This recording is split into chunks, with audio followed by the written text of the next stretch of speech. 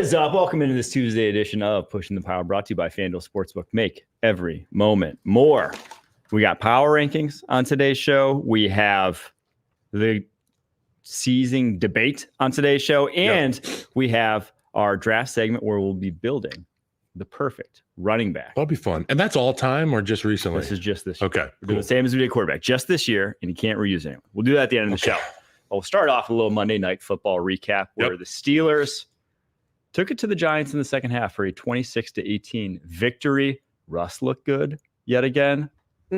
9-9 going into the half. It could have been a lot uglier than that early because the touchdowns got taken off the board, numerous ones. The toe tap twice by George Pickens, and Twitter was Twitter was up in arms about this, but I thought it was like right when I saw it, I was like, oh, he 1 foot in, and then you go watch the replay, he taps it twice, and Kate, my wife, is like, well, one knee is a touchdown, right? And 2 feet is a touchdown. Does it have to be the same foot? It's one of these rules where, do you guys think they could change it? I can't remember where I've seen that before, but for some reason I knew that rule as soon as it happened. I was like, 1 foot twice doesn't actually count. Because I think it's actually because of a toe drag is why it is, because people will double tap the toe on a toe drag sometimes.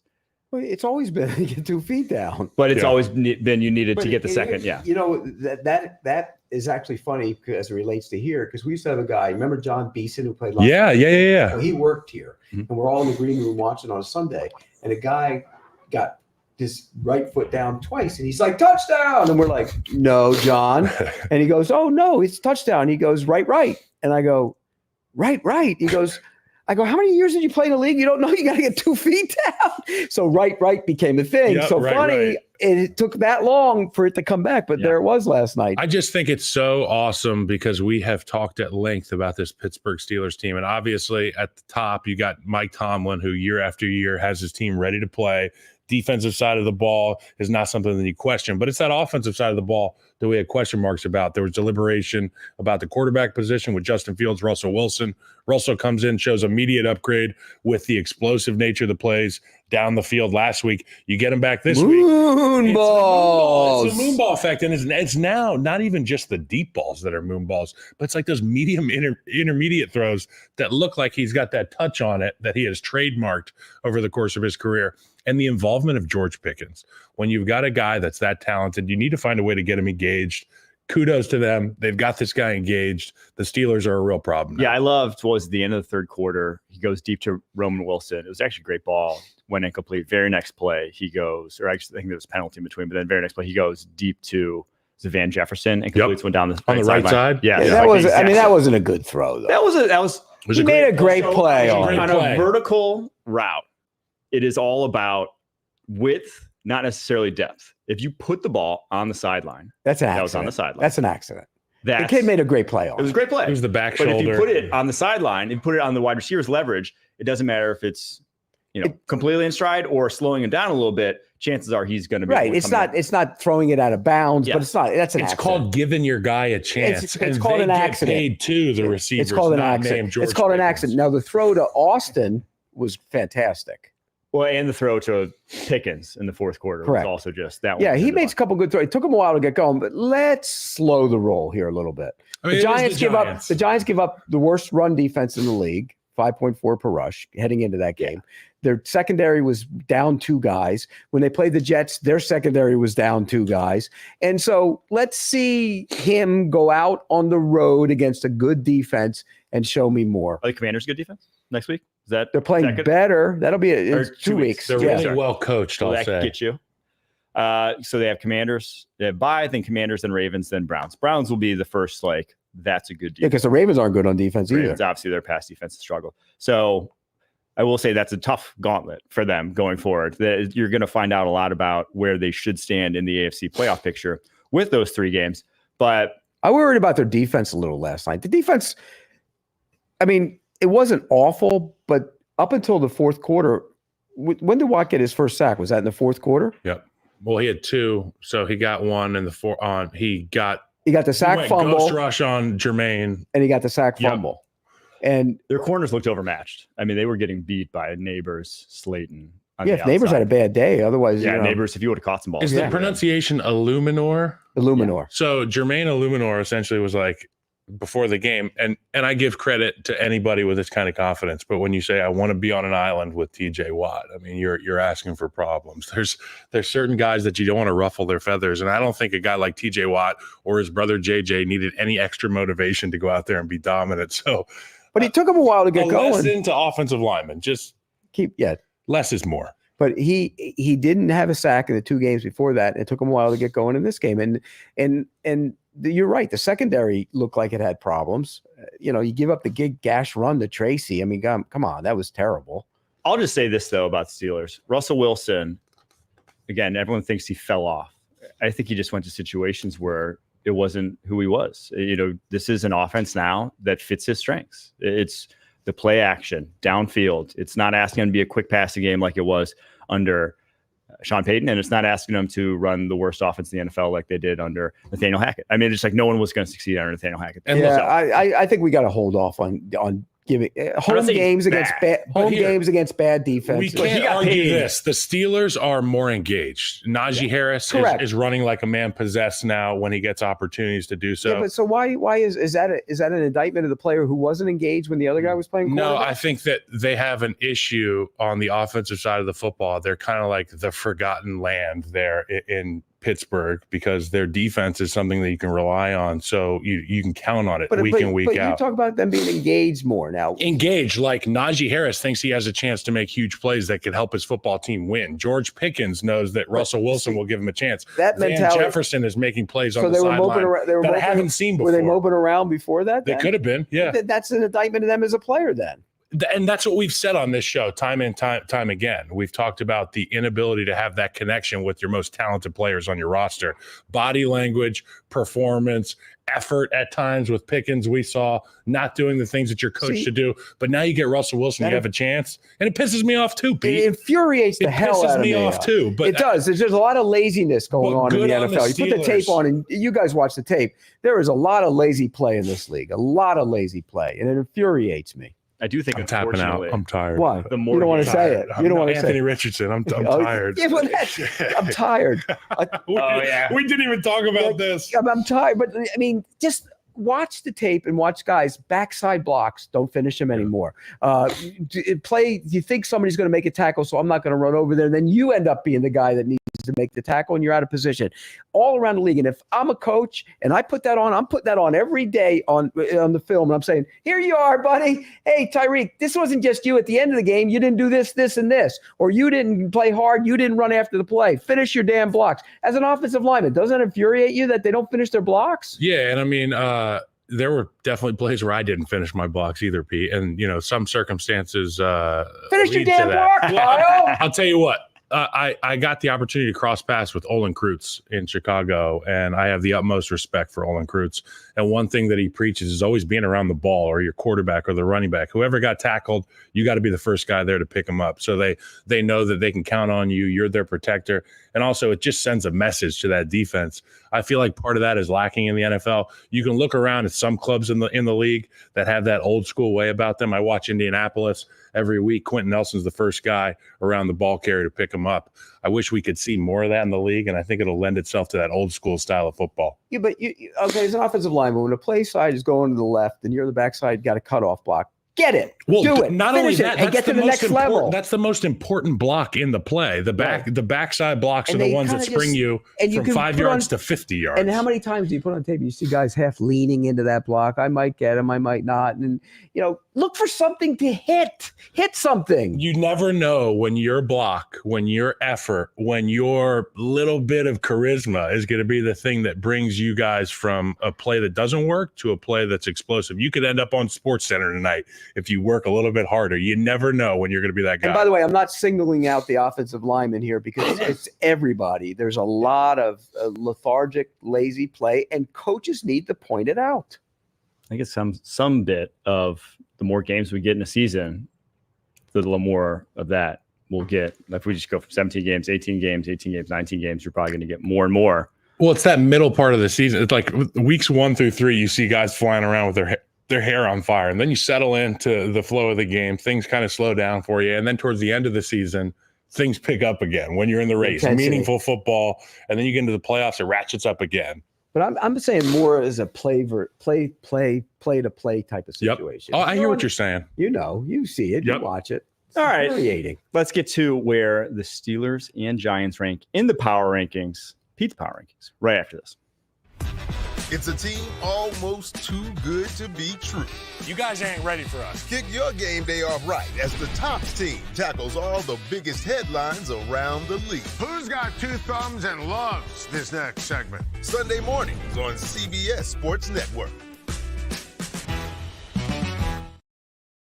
Who's too high, who's too low, and who is just right in Pete's power rankings? Let's get to the top 10. Have us start doing that every week. Here we go. Every time you guys start picking them to shreds. Well, we'll discuss one of those teams that says, I saw your hit yesterday, dude. You did, number one, Kansas City Chiefs. I wouldn't argue with that. They're the number one team in the NFL. They just picked up Uche. Getting Josh Uche, which we'll talk about here in the second massive trade, in my opinion. Detroit Lions, number 2. Buffalo Bills, number 3. Green Bay Packers at 4. Houston Texans at 5. Commanders 6. Ravens 7. Steelers 8. Vikings all the way down to 9 now. And the Philadelphia Eagles round out your top 10. No Falcons, no 49ers. Just on the outside looking in, bottom 5.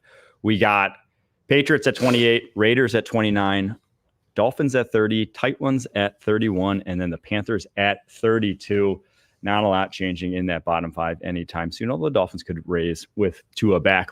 I do think that Uche trade, though, I mean, Chiefs are number 1. They're not like the undisputed number 1. They just got better. But they did just get better with the Uche trade. I can't believe he was as lightly coveted as he was this past offseason with, he's basically like a Yannick Ngakoue type. You're not going to play him on first and second down. But third down makes his hay. And by the way, he's good. They need help with their pass rush. Yeah. It hasn't been as good as they thought it would be. Anudike Uzomah has not been what they wanted out of the first rounder last year. But when they made the deal, I did a hit yesterday. I said, can he play left tackle? I mean, that's the trade they need to make. That's where they are losing right now. I've heard Cam Robinson there, too. They need to trade for Cam Robinson. But, okay, Cam Robinson was a healthy scratch last week. Not a healthy scratch, but he didn't start. A protected backup. Well, you know what he did? He still knows. He didn't rap, supposedly. I've heard this secondhand. Didn't tape. Stood when the offensive line came off the field. He was on the other side. That's never a good. He's not part of that team anymore. So go make the deal for Cam Robinson. And then you would have Juwan Taylor and Cam Robinson reunited together as your tackles. And by the way, Juwan Taylor Chargers in the playoffs. Juwan Taylor stinks too. Yeah.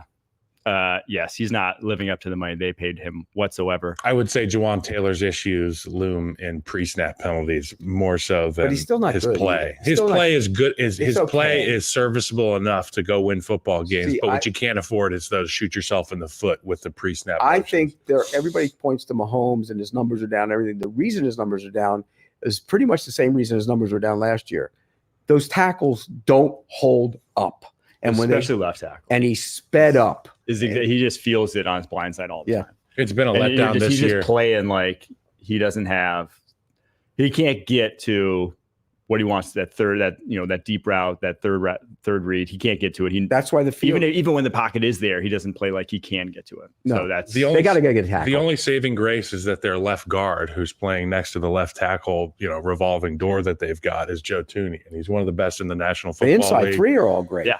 And even when Orlando Brown came there, Orlando Brown Jr. was a really good player, but he didn't match the output of those inside three. And I would say that it's all about the pairing that you have at guard and tackle. It's not necessarily just about the tackle because those two guys work in unison. Tooney's one of the best in the league. So if you bring a guy like Cam Robinson in, it's an immediate upgrade, and not just an upgrade, like an exponential upgrade. See, Cam Robinson is good and pretty good in pass protection. He's not great in the run game. But if you're the Chiefs, you need pass protection. Yeah. That's what you need. Because he's one of those guys that doesn't finish his blocks either in the run game. Well, they scheme up things better than anybody in the run game as well. So they'll put Cam Robinson in position to have success. Who's too high, who's too low, and who is just right? Our Goldilocks segment on Pete's Power Rankings. Kyle, let's kick it off. Who's too high? Can we pull the rankings up here? I've got my stuff in front of me here. I've got my answers, but I want to make sure that I can take a look at this. So too high on this list for me is the Washington Commanders. They're above the Ravens. It just doesn't feel right to me. At number 6. The defense has gotten better. A lot better. And the offense now looks like one of the best in the league. I'm sorry, too high. I was reading my too low. Yes, they beat the Bears in primetime in the same week that the Ravens fumbled the bag versus the Cleveland Browns, which should have been a Baltimore Ravens win. But it just doesn't feel right to me. The best offense in the league is still the Baltimore Ravens, in my opinion. Yeah, I mean, realistically, I know they just won, but they're both like 5-3 for all intents and purposes. The Commanders and the Ravens. They took a Hail Mary for the Commanders to win. They dominated that game. They dominated that game. They should have put that game away in the third quarter. That game should have been done. It should have been over. So took a Hail Mary. I just feel like the Ravens are a better football team. They're not very good on defense right now. The wild thing is the Commanders are playing better on defense somehow than the Ravens. The Ravens aren't good on defense. They are. The Commanders have played up all year. They've got a shot in the arm with this quarterback. Kingsbury and Jaden have been awesome, and it leads their defense to play inspired football. You saw it against the Bears. Obviously, they take this thing personally. They have attached themselves to Jaden Daniels. But I got to say, at the end of the day, the MVP is Lamar Jackson. The best running back in the National Football League is Derrick Henry. I think if these two teams play at the end of the year, the Ravens will beat them. I think if they played today, it might be a shootout, 40-40. It could be, right? But I trust the Ravens more than the Commanders in this situation. That's why I've got the Commanders too high. They're above Baltimore. It just doesn't feel right to me. Okay. I just hate that. I don't like what I see from the Baltimore defense at all. Nor have I. It's been disgusting. Yeah. I love that offense. Yeah, offense is great. Injuries at corner. Yeah, maybe those will, who knows how long Wiggins, Humphrey, like if they are out for extended periods, whatever, then they are screwed. But when they're back, I do think it's a distinctly. But even when they were in there, position. they weren't stopping. No, not great. But they shut down the Bills. Right, but that's. I mean, they have the ability to play good defense. I think like Tampa moved all over when they played them too. Yeah. My team that's ranked too high, and it's not a team that's particularly high, but I just think they stink right now. Dallas Cowboys at number 20. Yeah, I'm not big. They are bad. They do stink. But which one of those teams behind them? I think all three of the teams behind them. Joe Flacco. I think the Colts, Jets, and Browns I would take right now. Even the Bengals against the Cowboys right now I would take. I wouldn't take any of those. I mean, they're all the same. It's all garbage right now. They're just their defense. So when they have the deadly combo of not being able to run the football and not being able to stop the run. The old school football, they are failing that test. So that's the toughness test in Jared Mayo's book. And that's not Mike Jared. McCarthy's. I keep saying Jared. It's Gerard. Mike McCarthy's basically MO. With Jared is when things are going tough, when it's when they're kind of struggling, the run game just takes this huge backseat to trying to drop back pass 50 times a game, and that's fine when you have Aaron Rodgers in his prime. I don't think Dak Prescott is to that level, and you see it with the multiple picks he throws pretty much every single week. Oh, I would agree with you. I don't think the Cowboys are. But I don't think any of those teams are any good. You got a quarterback on the Colts who's under 50% completion percentage. You have, the Bengals just got destroyed on defense the other day by the Eagles. They're not very good right now.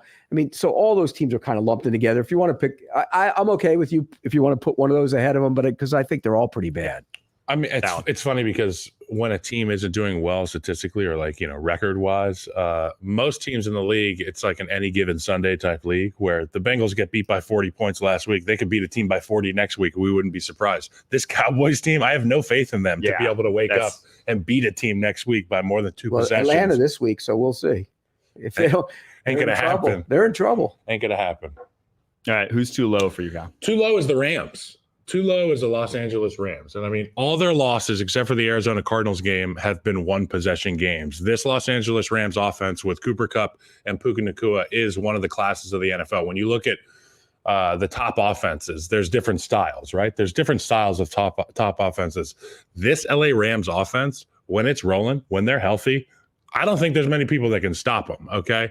And I know that the Baltimore Ravens are the same kind of team where they're a juggernaut offensively and they're going to get it done their way.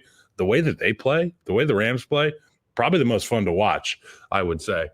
So you look at Matt Stafford, Sean McVay, the group they have at the receiver position, Kyron Williams production. I love this Rams team. And the defense is getting better every week. Honestly, they're a young group. They get after quarterbacks. I have to agree. Yeah, they're at 19. They move up 5 spots. Where'd you move them to? I think right now they are better just with the Bucs with their receiver injuries, Seahawks with just such. Well, no, they play Seattle this week at Seattle. I'd put them probably ahead of Arizona right now. 15. Now I do know they got the doors blown off from early in the season, but it was a completely different team. You know, like truly was. When you don't have Puka, when you don't have Cooper Kupp, when they just had to deal with all those O-line injuries. Completely different team, in my opinion. So that's probably where I'd set them. You agree with me. But their offense right now, at full strength, they're scary. Like truly a scary offense. And points are so difficult to come by, seemingly, in today's NFL right now. We also are prisoners of the last game we saw, too. But I don't think that's... I mean, you can't fake it putting up 30 against the Vikings. That's but the Vikings aren't the most physical team in the league either. They throw but the friggin' Rams have the most physical receivers in the league. The Vikings are too little, by the way. They are little guys. They're little.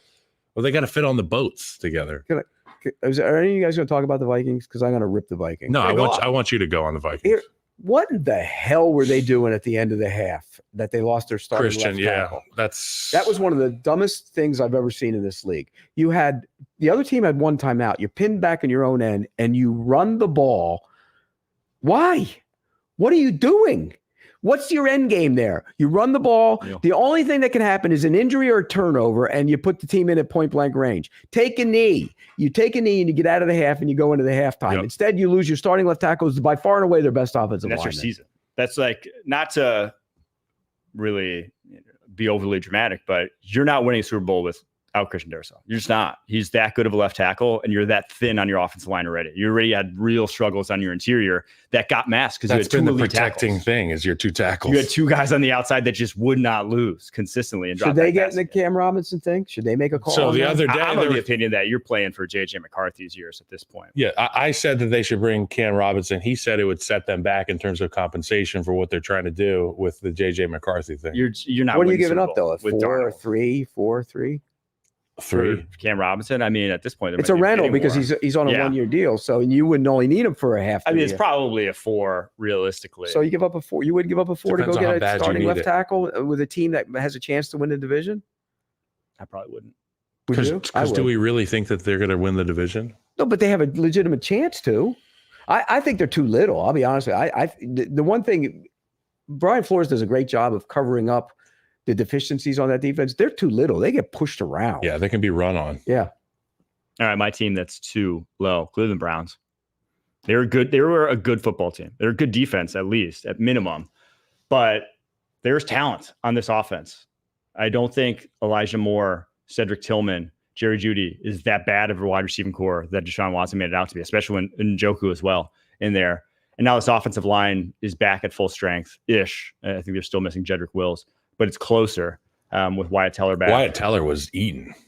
And Jameis is just so much better than Deshaun Watson, just like light years better. This is he okay? He's got to throw. That was good. But he's going to make more plays. Oh, I love Jameis. That was good, Jameis. Yeah. We're going to have a game where he's bad, Jameis. That's yeah. He's going to throw. There was some bad Jameis in that game, well, but there was more good. He gives you a Kyle Hamilton catches the interception, are we sitting here saying the same thing about the Browns and Jameis? Yeah, I mean they still put up 29 points. Well, that's a bad defense over there, though. That's not a good Ravens team. Deshaun faced some bad defenses. Yeah, but Deshaun was awful. Don't get me wrong. But they moved up 5 spots, the Browns. The Browns are the type of team that I was talking about. Regardless of record, they could go out there and beat somebody on any given week if they're given the opportunity to have a quarterback like Jameis Winston, who, even with all his warts, he's going to give you chances. I love Jameis, but there's going to be bad Jameis, and we saw bad Jameis on that drive. That ball he threw to David Njoku over the middle of the field, that was like the very first pass. I mean, it was insane.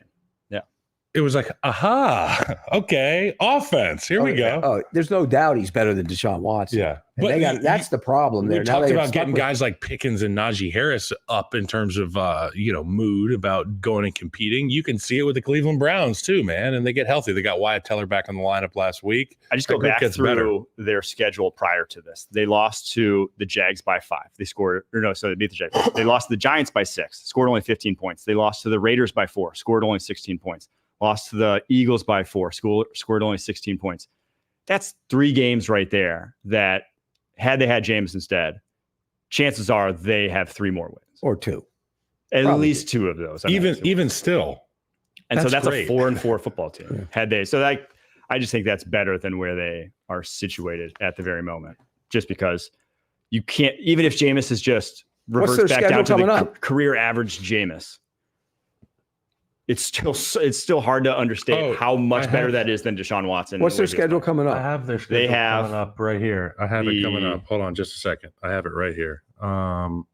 So Chargers, Saints. Chargers at New Orleans, home against Pittsburgh, home against Kansas City, at Cincinnati, Miami at home, and at Baltimore. So I said, we're going to talk about this later. We don't want to get into the debate too soon, but we're going to do a debate on this topic. Okay. Right. So stay tuned if you're in the chat. Okay. Who is ranked just right? The Goldilocks team of the week, Kyle. Who's ranked just right? It's the Detroit Lions. Look, I can't say that the Chiefs are a fluke or they're not just flat out winners. Last week I said the Chiefs were too high because, I just feel like being the media guy and saying that the undefeated team is too high. But at the end of the day, I could still make the argument that they are too high with how well Detroit's played. Undefeated is undefeated, so I'm comfortable with the hottest team in football being number 2. They impress me every single week. I turned on the game against the Titans. It was tied. Next thing I know, they got 52 points. This Detroit Lions team is the number 2 power ranking team. They're just right. In the second half, that Titans team was in Bermuda. Yeah. They booked their flights. They were. They're done. They were in the triangle. They went home. We quit. They quit. Yeah, the Lions, that offense is just scary. And even if they can't rush the passer, that's going to be a problem. They're talking about making a move. You got to make a move. They have to make a move. Yeah. What is the move? It's a Darius Smith product. That doesn't solve it. It gets you better. Not significally better. Better is better. But they got to go make the big move. They got to go get somebody big. You know who I would go get? To be honest with you, I go get Arden Key. Arden Key. That's not the big move. But that's not the big move. The big move is the one to go give up all the picks to go get Crosby. Go for broke. No, and if you're the Raiders, why would you not do that? Yeah. If you're the Raiders and you got a chance to get more ammunition to go get your quarterback, because I don't care how long you have Crosby. If you don't have a quarterback, it doesn't matter. Yeah, it will not matter. It's a quarterback league. I don't know. Crosby sells jerseys. I don't know. Like you lose a fan base if you move a guy like Max Crosby. He's just so beloved. If I told the fan base, if you get Shedeur Sanders, and who's going to sell more jerseys? Shedeur Sanders or Max Crosby? Shedeur Sanders. Shedeur going to want to go there?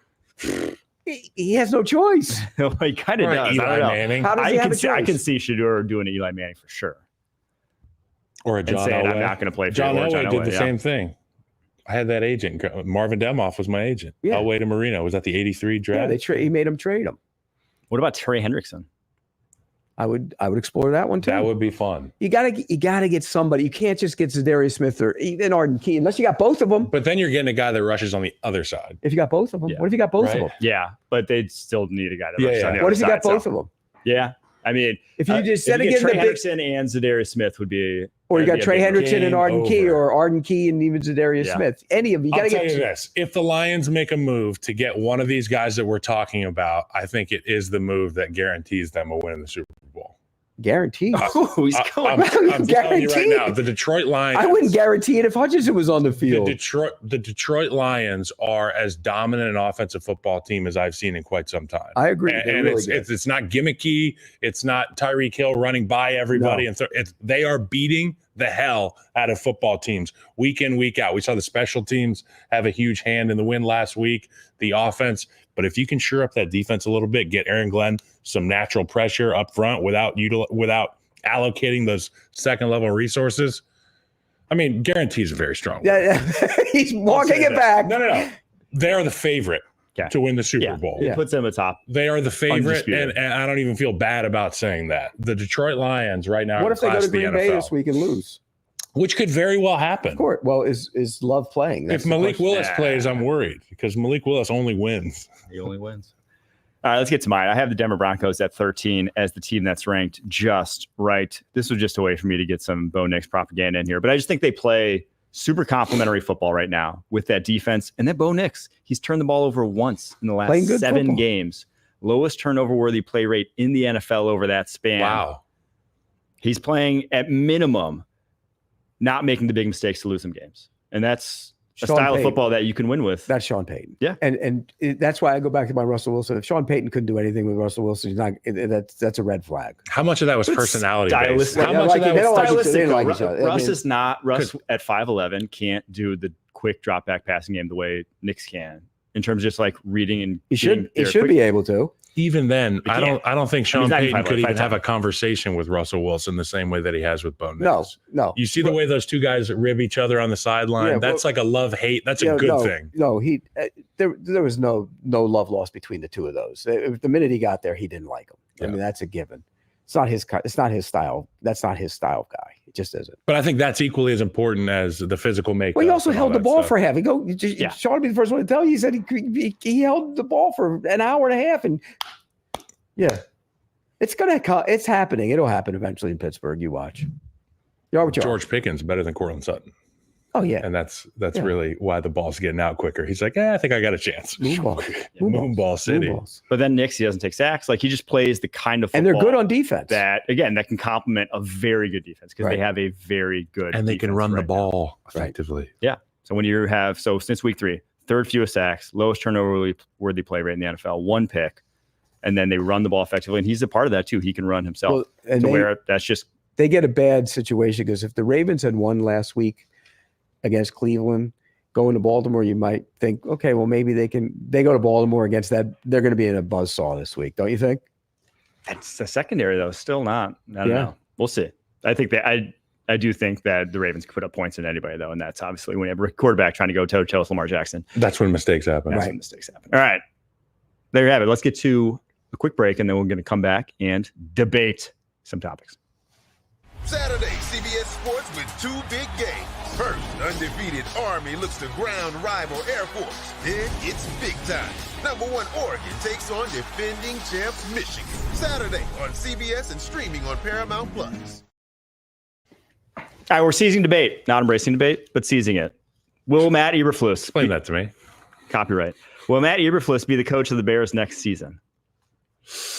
Looking at their schedule, I would say no. No, Matt Eberflus will not be the head coach of the Bears next season. And it concerns me because of the lack of continuity in Chicago over the course of the last decade. You know, Lovie Smith left, and then since then, it's just been a revolving door of head coaches. What concerns me I think that Caleb would benefit from having an offensive-minded guy in the building, not named Shane Waldron. And what concerns me is what this head coaching search looks like with Kevin Warren being in charge, because Kevin Warren is kind of like the face of the Bears right now. He's in charge of maybe the relocation of that stadium. But one thing I don't want him meddling in is the hiring of this head coach. You don't want a non-football, perceived non-football guy. I wonder who they're going to bring in to make that decision. And yeah, I don't think it's going to be Matt Eberflus. I would pay Ben Johnson whatever it is he wants to be the head coach of the Chicago Bears. Jacksonville's going to go after Ben Johnson, and in a really strong way. I do. He's going to be a hot commodity. I mean, the things he does every week is a lot. How great would that be though if he stayed at the North and coached the Bears, and then you just have that like innate rivalry? Even it's great taking it up and down. But here's the other thing we don't know about Ben Johnson, and how he's going to manage them. Correct. Locker room. We don't know that. Can we go through? Can we go through why he's been in a situation where the coach? Well, I mean, I think the schedule. Did you look at the schedule coming up? It gets hard. So of their last 10 games, 1 has a losing record. Yeah, it's New England, right? Yeah. So, but it's not even about the future. It's about what we just saw. They bought. I mean, it was an awful end of game coaching. It was situational coaching was terrible. And you ask every one of those guys, they said we should have just slowed down a little bit. You left the game with timeouts, 3 timeouts, right? He took them home with him. 3 timeouts. They boarded the plane. Matt Nagy. They had their own row. Each timeout had their own seat. Golden first bricks. Class. These are golden bricks, and you use them to save your mind and to save your ability. You can pause time for a second. They didn't do that. They get two of the biggest plays that I've seen this season for opposing offense is the 15-yard chunk and then the Hail Mary. It could have been avoided. Well, let's not forget the handoff to the backup offensive lineman. Well, that's Shane Waldron. That's just stupidity. And you're the head coach, though. You're okay with it. You said in his interview, if we go deep on the first one, put everybody back deep. Yeah. Or put people on the sidelines, then they go deep. Put everybody deep, they go under.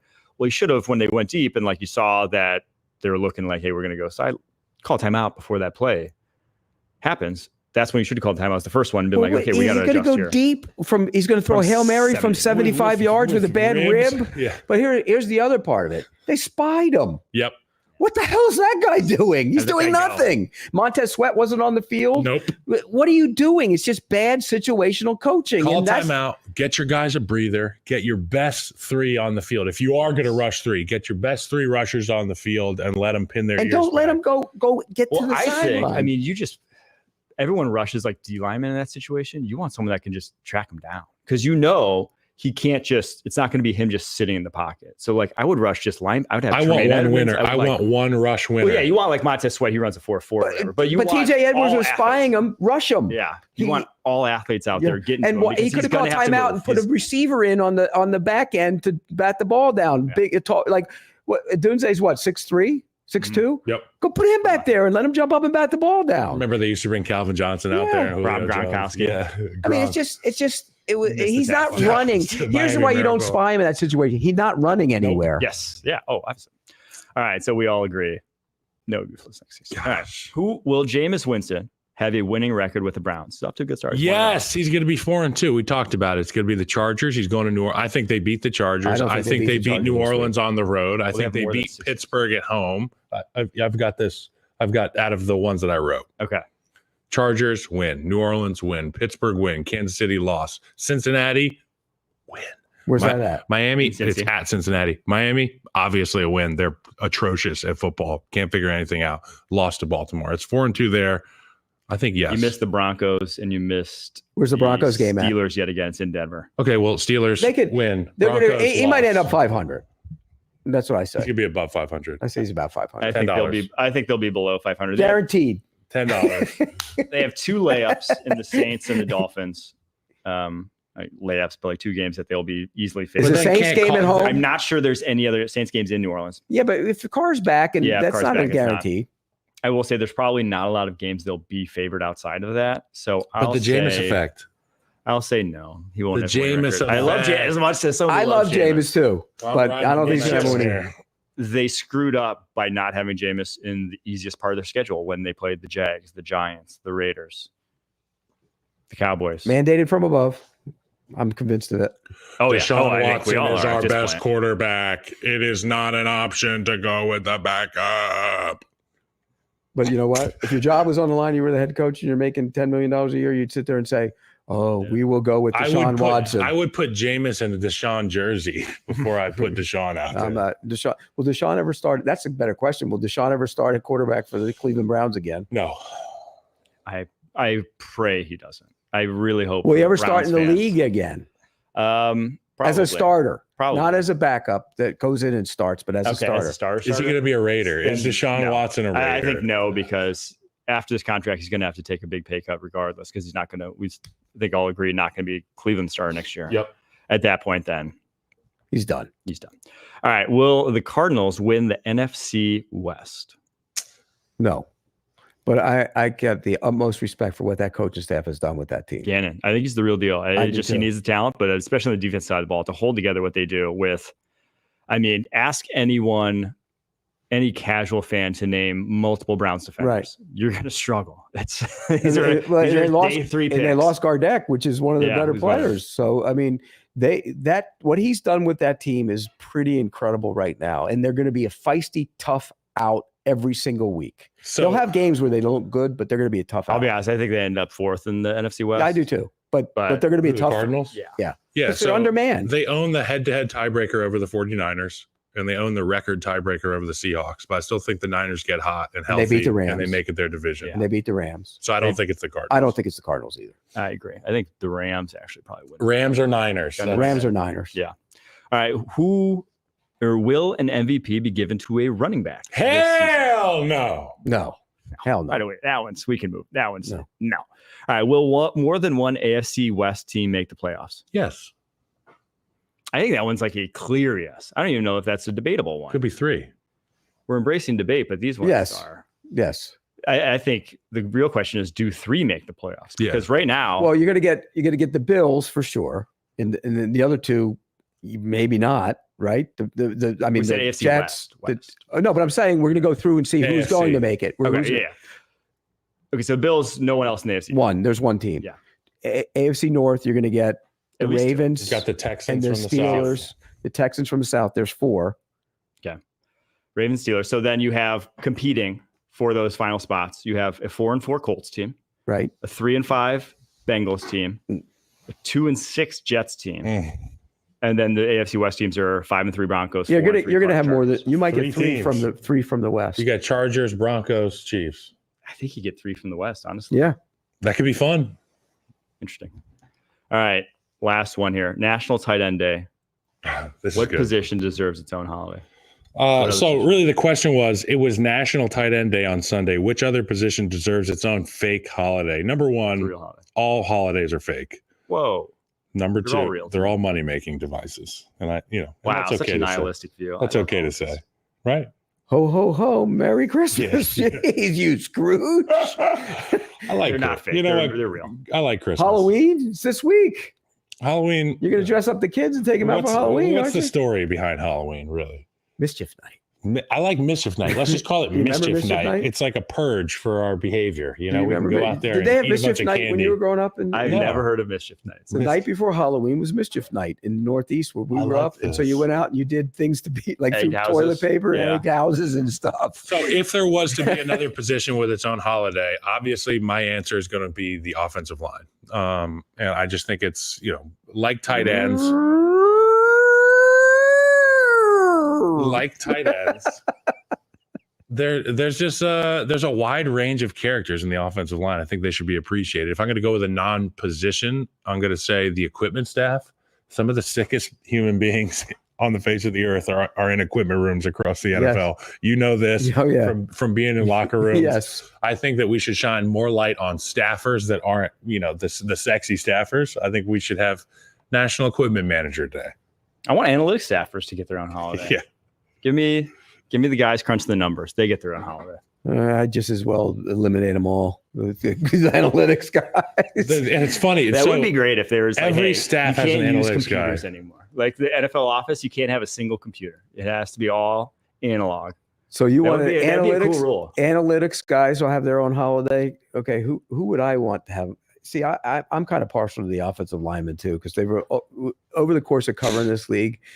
They're the best quotes and the best guys to go talk to, and they give you the information. We're the best guys. It's the largest group on the field in terms of numbers. There's 5 of us, and we're the biggest and the biggest fun, personalities. They're playful. They'll give it back to you.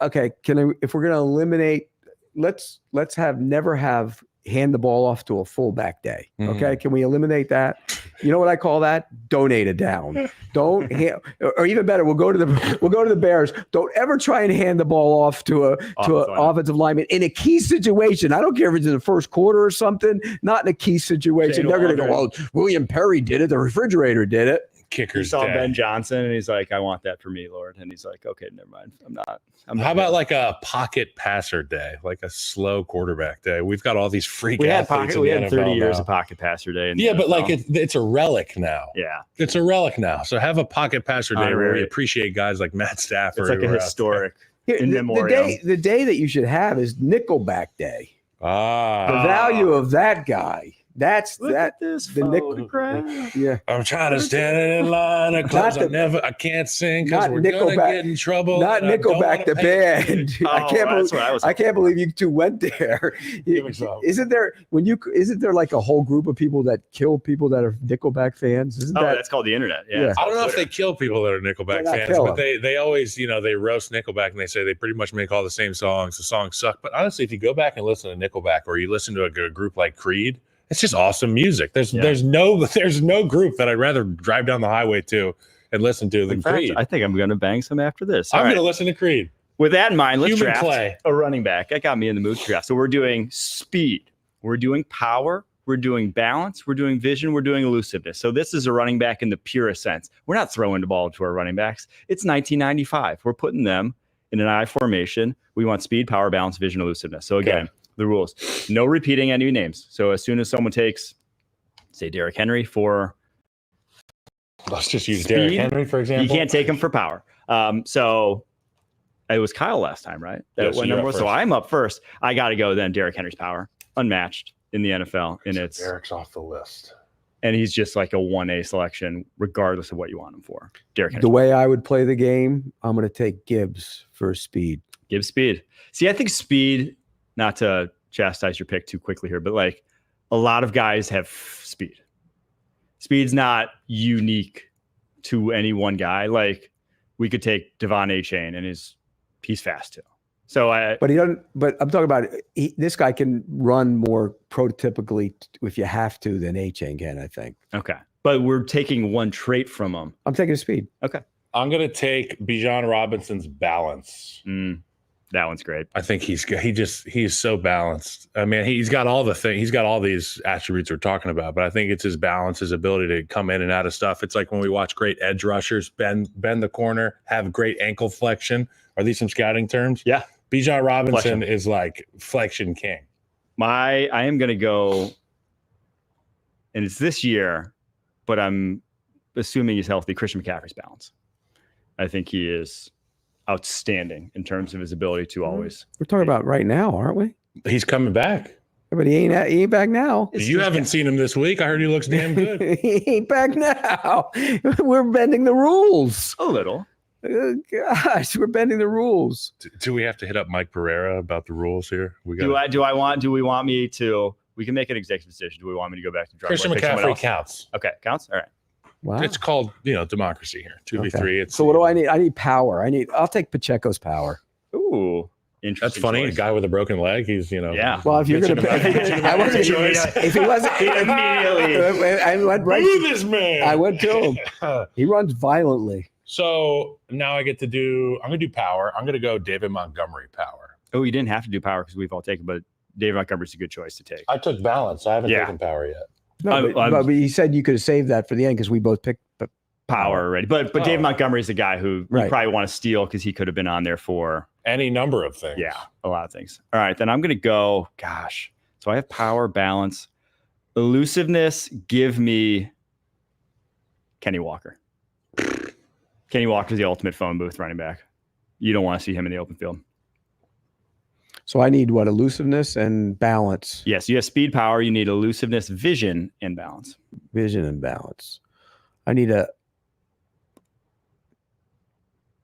take Saquon for his balance. Balance. Yeah, he's pretty elite. Balance, power, elusiveness, vision, and speed. Speed. Okay. Speed. I got to get some speed here. But I think I'm going to go with vision. Okay. Understanding of the football field, knowing exactly where to be on plays. And I know where it's a running only thing, but I think about screen game. I think about the ability to get involved in the pass game. That's a vision thing. Give me Alvin Kamara for this one. Ooh, okay. I thought you were going to pick mine, and I'm glad you didn't. My vision running back is none other than Kyron Williams. He is, I think, as good as he knows where the end zone is. I think he's as good as it gets to the NFL right now. Rashad Penny, if he was still playing, would have been he was the ultimate. He had the best vision, I think, I've seen of any running back prospect, and still did in the NFL, but never had healthy knees. Okay, I need a vision and a what? So you have, just to recap a little bit, you have Jahmyr Gibbs for speed, Isaiah Pacheco for power, Saquon Barkley's balance. So that means you need vision and elusiveness for your running back. I'm trying to think of vision and elusiveness of the backs that haven't been picked. So the two that are off the board one's off the board for elusiveness. Kenny Walker is the only one off the board. Yeah, but I'm talking about we can't repeat back, so we're getting down into the nitty gritty of that. I got you want some help from my draft board? I have Bucky Irving, James Cook, Tank Bigsby were guys I said stood out for elusiveness. You like Bigsby as elusiveness? He's got that one cut ability. Yeah, I mean, it's kind of like that. Yeah, that's not a good group. I'd probably go with Cook. I'll probably go James Cook. Cooks, yeah. You go James Cook. I'll go swerving Bucky Irvin for elusiveness. Yeah, he's Bucky Irving. He had a play this past week where he literally jumped backwards. As soon as we saw it, we go, that isn't anybody but Bucky Irvin. Yeah, that guy's unique, dude. All right, I have one left. I have Derrick Henry's power, Christian McCaffrey's balance, Kenny Walker's elusiveness, Kyron Williams' vision, and then I'm going to take Devon Chain's speed. Dude ran a 4.32 coming out. He was a home run hitter. That's such a good pick. Oh, my God. Because I have speed next, and that was going to be mine. Yeah. H-N. So you're up now? What do I have? What's my last one? You have Jahmyr Gibbs' speed, Isaiah Pacheco's power, Saquon Barkley's balance, James Cook's elusiveness. You need someone's vision. Which kind of ties into elusiveness. Yeah. Some of these overlap. Elusiveness, balance are kind of similar traits too. Vision. Who's a jump cutter? My draft board for vision had Aaron Jones, Tyler Algier, Jonathan Taylor, all in the mix. Who'd you have? Algier? Tyler Algier, Aaron Jones, Jonathan Taylor. I'll take Taylor. Raheem got good Mostert vision. speed. Raheem Mostert, good speed. What do you run, like 4.3 something? He runs like 25 miles By the way, an hour. everything that we just described, you just described Fred Taylor. Put him in the damn Hall of Fame. Put him in the Hall. 6'2", 6'1", 230, power, speed, jump cut, eyes. This was right before my appreciation for football players, like having a real appreciation for how good these guys are. But I got it now. Last night, I spent about 90 minutes watching Steve Young highlights from like 88 to 90, whatever. Tonight is my Fred Taylor. Watch Fred Taylor. Go watch him. It's like anything you haven't seen what he could do. Maybe next time we do this show, we have a 2-minute segment where we each present somebody that we should all watch on YouTube tonight from another generation. I've got to remember, I'm 70. I've seen them all. Yeah. I sent Dad. I'm your father's age. I sent Dad the Steve Young highlights. It was like a 2-minute clip that I had from the highlights, and there was some Raiders tape on there, and he was like, "Why the F are you sending me San Francisco?" I was like, "It's Steve Young." He got the monkey off his back. I was going to say, I got my first pick for everything except for elusiveness, where I had Bijan over Kenny Walker, but I got the guys I wanted. Well, first off, we got good running backs here.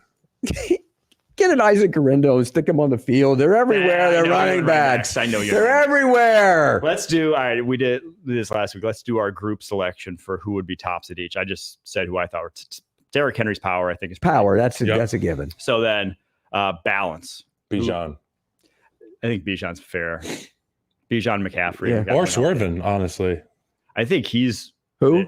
Bucky Irvin. Yeah. Swervin, Bucky Irvin. I think it's more elusiveness though, but I mean his balance is awesome too. Yeah. It's kind of like those two are very similar traits, I will say. DeAndre Swift has got to be somewhere on here, not the vision. He's elusiveness. Not vision, though. His elusiveness is up there. Who would we go? Okay, so for vision, who do we think for vision is the best? Kamara. I like Kamara. I wish. Think about all the experience he has. The vision and elusiveness kind of go hand in hand. Well, vision is like understanding blocks. Vision is understanding how to press holes, leverage defense. I think elusiveness is Lamar Jackson in open field going, and guys go right in front of him. But if you don't have vision, you're not going to be elusive. You're right. So elusiveness. I'm talking different kinds of vision. Elusiveness. Vision. I think elusiveness could be like Bijan too. Bijan or Kenny Walker. Bijan's just the guy. Yeah, if we had, like they're all kind of in the same. You would think Bijan would have greater numbers than he has for what we just described. Well, Algier's pretty. I don't think his vision is quite elite. I do think he missed it. Like Algier's run pacing. That's why I had Algier for vision. It's like he knows where to go, gets to where he needs to go, and now he doesn't make guys miss the way that Bijan does. But Bijan in the open field is just. He had a play this past week. It was like a swing where a guy's like 3 feet away from him when he caught it and then didn't even lay a hand on him. No, I think it was KJ Britt, who's not necessarily the most fleet of foot linebacker, but he can do things one-on-one space. Now, if you want just pure straight line speed, you drafted the straight line speed guy. Mostert. But I went more with a running back who has speed. No, you drafted Achane. But I'm saying running back was Achane's more faster than Achane? Achane, let's see. I think Mostert ran what was Gibbs' 4.38 time? Gibbs was 4.36. Fastest running back currently playing in the NFL has in-game speed of 23.09 miles per hour. Places him on top. That's Raheem Mostert. 4.38. That was a couple years ago, though. Who ran 4.38? Raheem Mostert. Achane was 4.32. And what did Gibbs run? 4.36. They're all the same. So. I think Gibbs. See, I think Gibbs is I took them for the speed because he's a better back with his speed. Gibbs is awesome. He's a better. I don't know. Achane's ability to control his speed is pretty awesome too. I think he's just tiny. That's like Tyreek. Tyreek's ability to third gear, fifth gear, fourth gear, sixth gear. All right. Production matters too. Yeah, it does. There you have it. That's fun. Building the perfect running back. And by the way, build a perfect running back. Just replace them. Yeah. You're in, you're out. You're in, you're out. You're in, you're out. You're in, you're out. Should we do an offensive line next week? Should we do the perfect guard? That's how perfect guard is good. All right. We'll do an offensive lineman next week. All right. Until next time, we'll be doing mailbag tomorrow. Again, if you want your mailbag question Larry answered for sure, leave a 5-star review in our podcast with your question. We will get to it. If not, just hit us up on Twitter. We always like that. If there's anybody you want us to watch on YouTube tonight from the past or currently, hit us up there. Hit us up. Until next time, keep pushing.